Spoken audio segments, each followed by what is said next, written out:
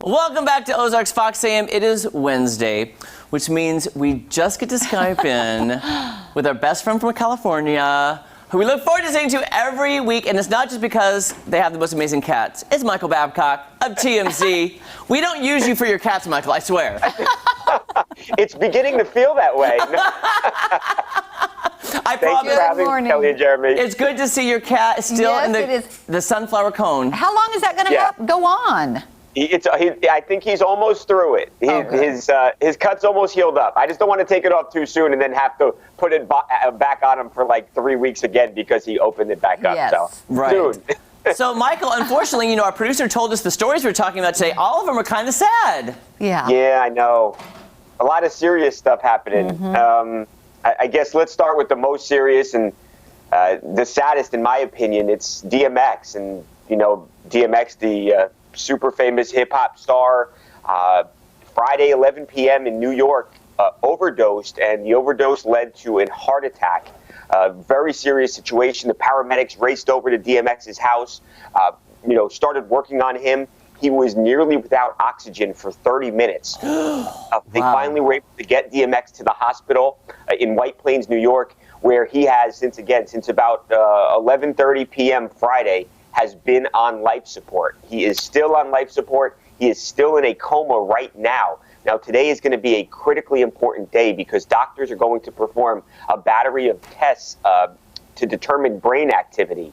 And if those tests don't show promise, then, at some point his family is going to have some really terrible and difficult decisions to make. And again, a lot of that will be determined by the brain activity that these tests show today. So everyone's praying for a miracle around DMX. There have been vigils outside the hospital, family, friends, fans. The outpouring of support has been incredible. But again, today is going to be a very important day when they perform these tests to see how the family handles the situation going forward.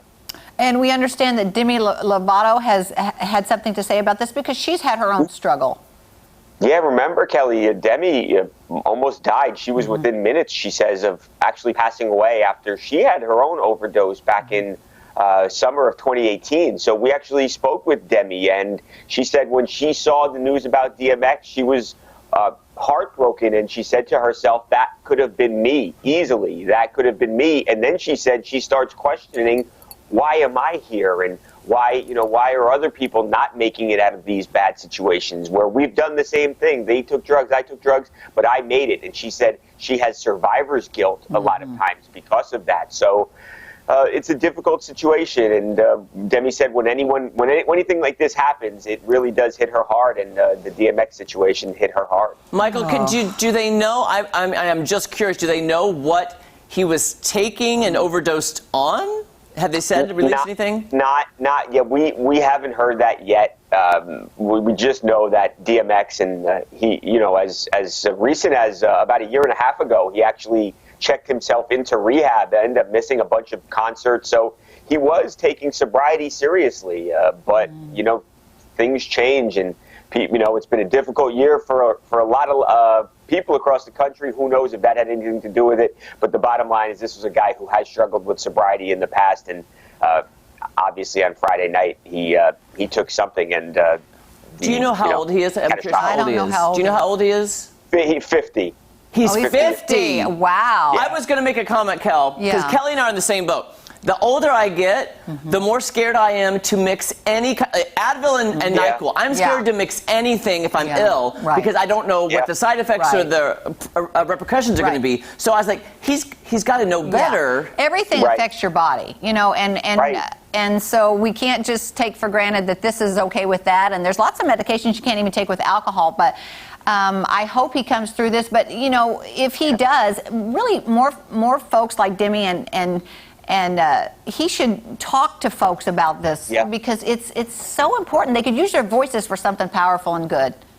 I could not agree more. And Demi Lovato has been doing that. She has this documentary where she's kind of showing everything that she went through. So I think Demi's starting to do that, and I think that makes such a difference. She has so many fans, and so does DMX. And if he can get through this, I'd love to see him do that. Michael, also. I've not watched the documentary yet, but I have heard her new song.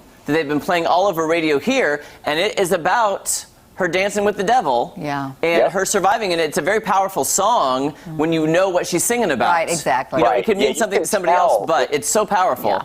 Oh, it is. When she talks about the overdose and the struggle with addiction, you can tell that's just coming straight from the heart. And it's powerful music, Jeremy. It really is. All right. All right, well, let's move on to the next sad story. Yeah, exactly. Yeah, right. Which one do you want to go to? This one's not the saddest, so it has to do with that Tiger Woods crash. Remember, it was February 23rd. He was out here in Los Angeles, and he got into a really serious car accident, obliterated the lower right leg. So now the sheriff, they did their investigation. They have determined what the cause of the crash was, and they say it was speed. So I know it's not a shock to a lot of people. I think a lot of people assume that there was going to be some element of speed here because, the car rolled over and it seemed like he was going faster than he should have been going. But nonetheless, that's what the sheriff has concluded. What is kind of a little bit of a bummer is that there are still unanswered questions. For some reason, the sheriff never attempted to get a warrant to get Tiger Woods' blood the day of the accident. Instead, he just came out and said, nothing to see here, just an accident. So now, nobody ever knows if Tiger had anything in his system that morning. The black box did show that he never hit the brake. And in fact, not only did he not hit the brake, but he continued to accelerate through the crash. And that makes you wonder, was Tiger either distracted or was he asleep? So blood test would have been nice. Also, the sheriff did not did not apply for a warrant to see Tiger Woods' phone to determine if he was texting or on a phone call. Why? Why not? They did not believe that they had enough probable cause to get the warrant. I'm not a lawyer. That is ridiculous. Now, we could get on a soapbox about this. No, I know. Hey, look, and Kelly and Jeremy, a lot of people out here, especially, have been very upset with the sheriff, and they've been accusing the sheriff's department of giving special treatment to Tiger Woods, and I can't tell you that didn't happen because there are some strange things here that you say, why didn't they just do that? Why not get the blood test? Why not get the warrant for the phone? And then we have all the answers. Michael Babcock, if this happened to you or Kelly or me, they would have done all that stuff. Yeah. And it just shows why so many people are so mad at celebrities getting special treatment. Yeah, no, I agree, Jeremy. I think you're right. And by the way, Tiger's people this whole time, and I'm not even insinuating he did anything wrong. Right. This could have helped him because his people all along said he didn't have anything to drink, no drugs. If they took the blood test, that would have been shown. He would have been cleared. Now there's this cloud of speculation over Tiger's head, and nobody will ever be able to say definitively that he didn't have anything in his system. The test would have helped him. Well, that makes you wonder why they didn't do it. I mean, that makes you more suspicious about why they didn't do it. Yeah, I agree. That raises more questions than solves the case. Right, exactly. Yeah, I agree. It's kind of obvious. Speed, we kind of knew speed was going to be a factor here. It's the other things we wonder about. Right. Well, Michael, we love you. We love your cats. We love do. Jenny. We love Jenny. I love you guys, too. I love doing this. Thank you so much for having me. Hey, we're going to pray for positive stories next week. Yes. Yeah, Look forward to seeing you next week. And you always have a great smile. We love you. All right. Thank you so much. Thanks, Michael. Bye, guys. TMZ, you get to see it on weekdays at 5 p.m. and TMZ live weeknights at 12:30 a.m. Yes, and guess what? Guess who's here coming up cooking? I can smell it from here. Ingrid Fair is here. She's going to be showing us an egg recipe, and we can't wait to try it. Ingrid, what am I smelling? Eggs or toast? Yes. Yes, both. both. Okay. Okay. We'll be right back. I'm smelling something. Yes. Breakfast, I think. I think